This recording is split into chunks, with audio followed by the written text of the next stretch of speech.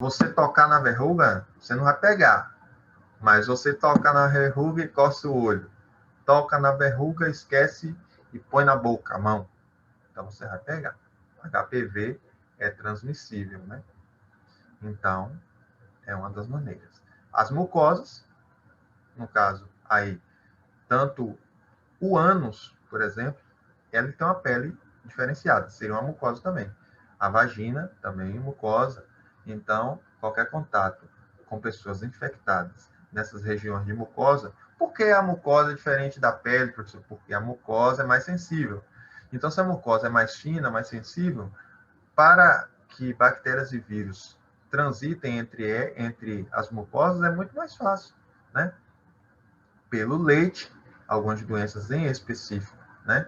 Passam pelo leite materno e pelo sangue, né?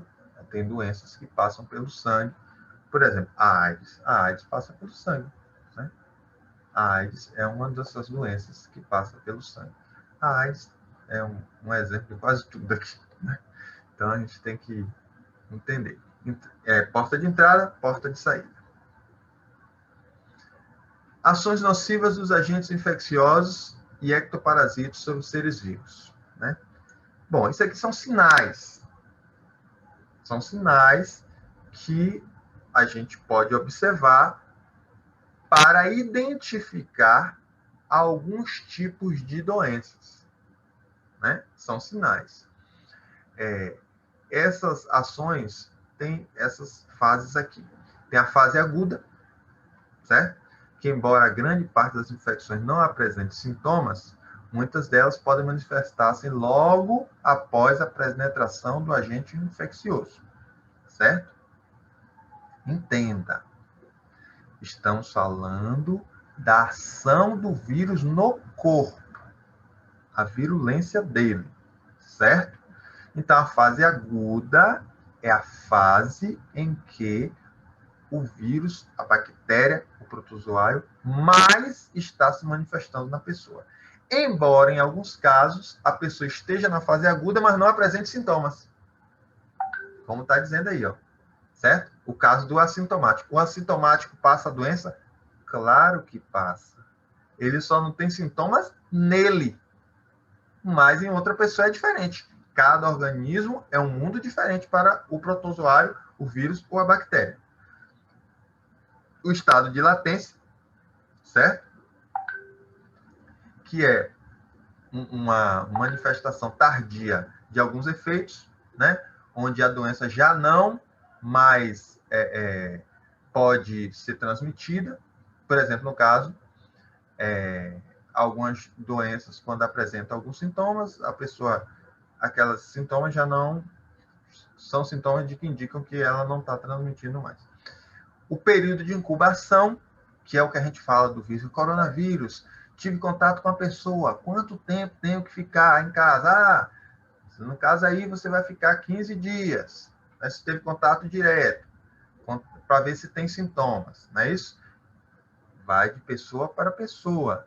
Falamos aqui na aula passada, né? O coronavírus, chegaram a um estudo de que a quantidade de vírus que você entra em contato também indica os sintomas que você vai ter.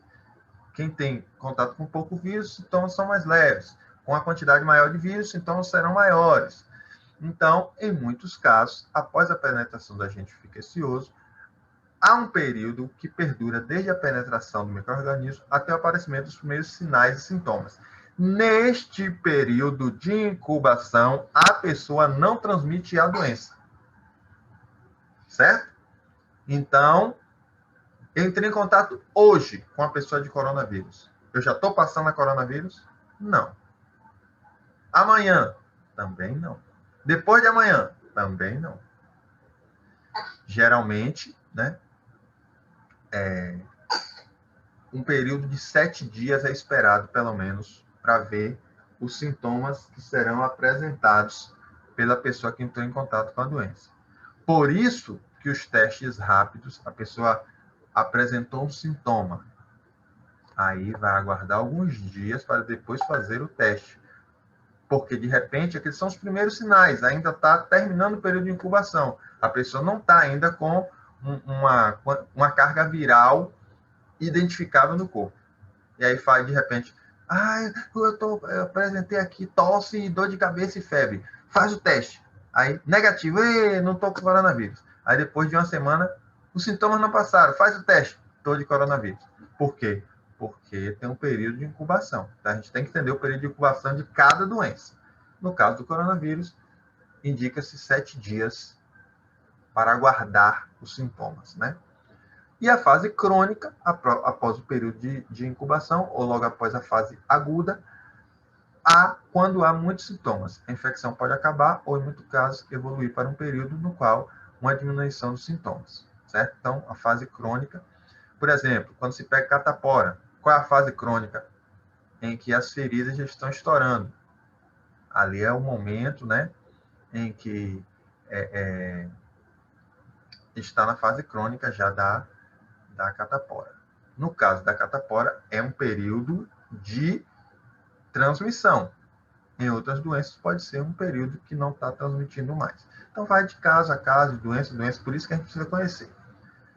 Né? E alguns sintomas provocados também. Por exemplo, o prurido, que é a coceira. Exemplo de parasita que causa coceira. Oxiurus, que é a caseira.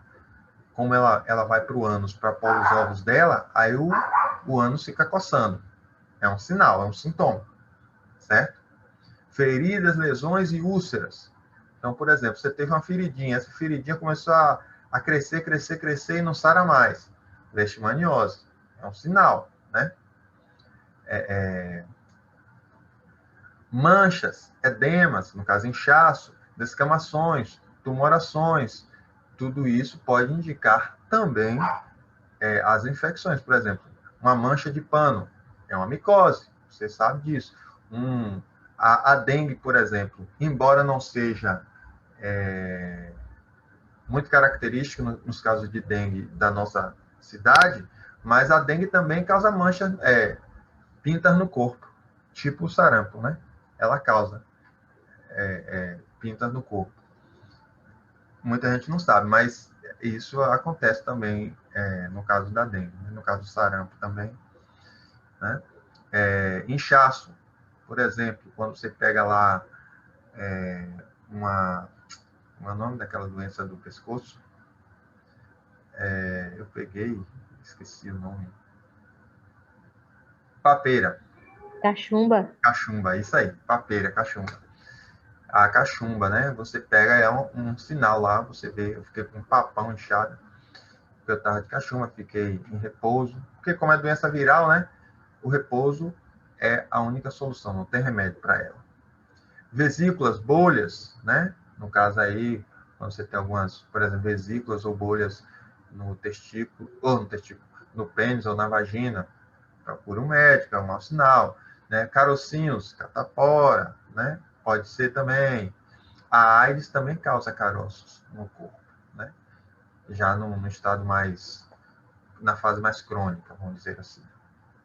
Lesões papulosas, elevadas, avermelhadas e com intensa coceira. Isso geralmente nos parasitas que picam a gente, né? Que coçam ou picam. Carrapato, piolho, esse tipo de coisa, né? Sarna, essas coisas assim vão causar essas manchas mais desse tipo assim. E os principais sinais e sintomas gerais, né? Aqui, ó, a página da avaliação. Eu coloquei aqui para você, né? Você não esquecer. No mais das vezes, os sinais e sintomas gerais surgem após o período de incubação, como eu falei, né? É a fase aguda, como estamos falando, pode ser assintomática, e a fase depois da incubação, aí vem a fase crônica, que tem os sintomas mais fortes. Febre, no caso de sarampo e meningite, por exemplo. Estou colocando os exemplos de algumas só, certo? Mas tem febre em várias doenças. Na gripe tem febre. Por sinal, muita gente confunde gripe com resfriado. Gripe, geralmente, tem febre. Resfriado não tem febre, certo? Então, a gente tem que... Pode até alterar um pouquinho a temperatura, mas bem pouca. E a gripe, não. Então, a gente confunde muito gripe com resfriado. Eu vejo muitas pessoas falando, estou gripado. Não, está resfriado. Tosse, né, que é um sintoma da tuberculose, tosse seca, né, suadeira às 6 horas no entardecer, esse tipo de coisa. Dores de cabeça, ou cefaleia, é sinal de muitas doenças, né? Cefaleia. E também, muitas vezes, não é nem doença, cansaço também da cefaleia. Queda da imunidade, né? Queda da resistência, no caso da AIDS, que perde, né, a defesa aí do corpo. O mal-estar ou desidratação, no caso do cólera. Enjoos, vômitos e cólicas, no caso da disenteria, de ameba, essas coisas. Diarreia, da infecção bacteriana. Dores musculares, que é a mialgia, né? Por exemplo, paralisia infantil causa mialgia. Insuficiência cardíaca, no caso da doença de Chagas, o coração cresce. Lesões e necrose no fígado e icterícia, né? A hepatite causa isso no fígado.